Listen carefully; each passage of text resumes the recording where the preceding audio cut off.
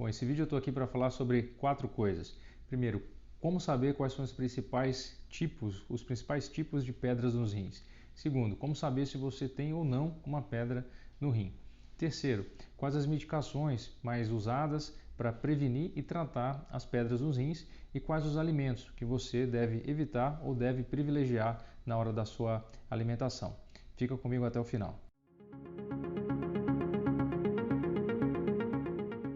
Bom, eu sou Bruno Benigno, urologista, diretor da clínica UroOnco e médico do Hospital Alemão Oswaldo Cruz em São Paulo. E eu vou falar aqui sobre um dos aspectos mais importantes a respeito da prevenção e tratamento do cálculo renal. Só lembrando que você não deve usar esse vídeo como uma forma de consulta médica ou uma estratégia de autodiagnóstico. É importante que você procure o médico especialista, o urologista, um nutricionista e faça uma avaliação completa e individualizada. Então vamos lá ao conteúdo. Você sabia que as pedras nos rins são uma das principais causas de procura ao urologista todos os anos? E que aproximadamente 1 em cada 10 pessoas vão apresentar uma pedra no rim em algum momento da sua vida. Aproximadamente em torno de 600 mil atendimentos de urgência e emergência ocorrem no Brasil todos os anos em decorrência das pedras nos rins.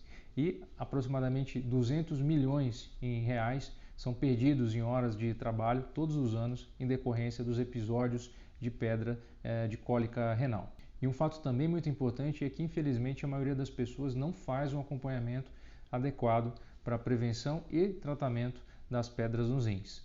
Então vamos lá, primeira pergunta, quais os principais tipos de pedras nos rins? A principal delas, 80% dos casos, são as pedras de oxalato de cálcio, que podem ser do tipo monohidratado ou do tipo dihidratado. Isso se refere à dureza, à densidade do cálculo.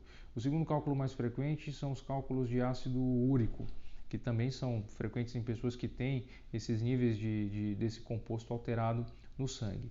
Existem também os cálculos de infecção, que são os cálculos de struvita, provocados por bactérias. Mais raramente existem os cálculos de cistina, que é um aminoácido mais frequente em crianças que nascem com alteração do metabolismo dessa substância. A segunda pergunta muito frequente é como saber o meu tipo de pedra. Basicamente existem 3 métodos. O primeiro método deles é uma análise cristalográfica. Então, os componentes do cálculo do cristal que foi removido são avaliados e nós conseguimos ver uma lista completa desses componentes.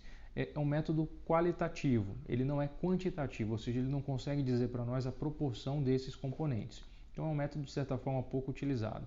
O padrão ouro seria uma análise por raio-x, que é uma espectrografia de massa, que eu consigo ver exatamente a proporção, a composição desses cálculos. Ele é um exame mais caro e geralmente usado em ambiente de pesquisa. E a análise mais frequente de todas é a análise da urina de 24 horas, onde você vai coletar por 24 horas um frasco de urina. Isso vai ser enviado para o laboratório.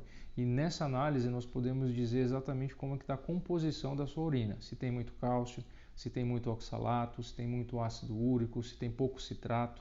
E conseguir fazer um ajuste baseado nessas alterações encontradas no exame de urina de 24 horas. A próxima pergunta é: quais os medicamentos mais usados para tratar a pedra nos rins? Bom, o tratamento pode ser feito através da utilização de medicações como o citrato de potássio, que deixa a urina mais alcalina e dificulta a formação de pedras como a de ácido úrico, por exemplo. Outro remédio é o halopurinol, que pode ser usado para diminuir a absorção e a eliminação urinária do ácido úrico. Outra medicação que também pode ser usada é a diurético, conhecido como hidroclorotiazida. Esse remédio diminui a quantidade de cálcio que é eliminado na sua urina. Outras estratégias também é através da utilização de probióticos, que melhoram, diminuem a absorção de oxalato pelo intestino. Algumas pessoas precisam fazer uma reposição de cálcio via oral. Por quê? Porque o cálcio ele se liga muito fortemente ao oxalato. Então, se nós conseguimos fazer a ligação do cálcio ao oxalato dentro do intestino, o oxalato não é absorvido e essa formação do cristal tem uma menor chance de acontecer dentro do rim. Então, por incrível que pareça, em algumas pessoas nós precisamos até suplementar, dar uma suplementação de cálcio na dieta.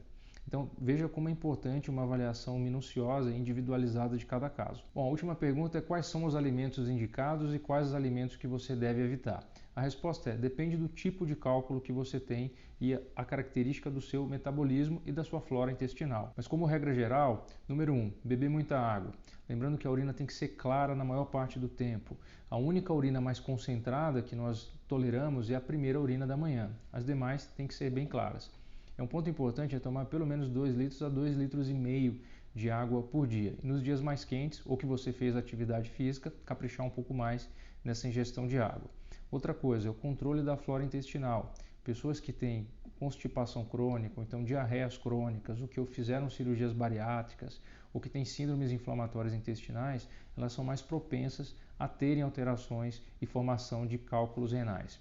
Outra coisa, diminua a quantidade de sódio, que é o sal, e proteínas na dieta. O sódio ele precisa ser eliminado pela urina. Se você come muito sódio, não vai sobrar espaço para diluir os outros componentes na sua urina, como o cálcio. Isso também pode levar a uma formação de cálculos. Outra, excesso de proteína vai aumentar a probabilidade de desenvolver cálculos, por exemplo, como o de ácido úrico. Outra coisa importante, aumente a quantidade de frutas e fibras.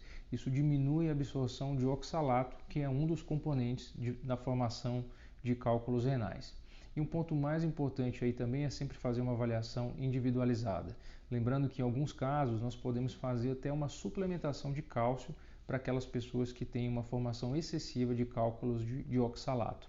Então é muito importante uma avaliação sempre individualizada no seu caso. Pessoas que têm muitos cálculos de oxalato devem evitar alguns alimentos como leguminosas, cereais, alimentos como o espinafre, que também é rico em oxalato, a beterraba, carambola também, que é muito rica em oxalato, linhaça e derivados do cacau. Todos esses aumentam aí a eliminação e absorção de oxalato. Bom, espero que essas informações tenham ajudado. Eu convido você a conhecer o site da Clínica UroOnco, www.clinicauroonco.com.br.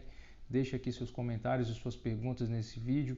Isso ajuda a guiar, a fazer e responder novas perguntas. Isso é um prazer ter essa interação com todos vocês.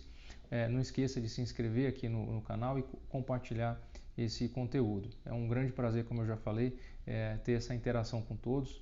Eu agradeço mais uma vez a atenção. Muito obrigado. Eu e minha equipe seguimos inteiramente à disposição e até a próxima.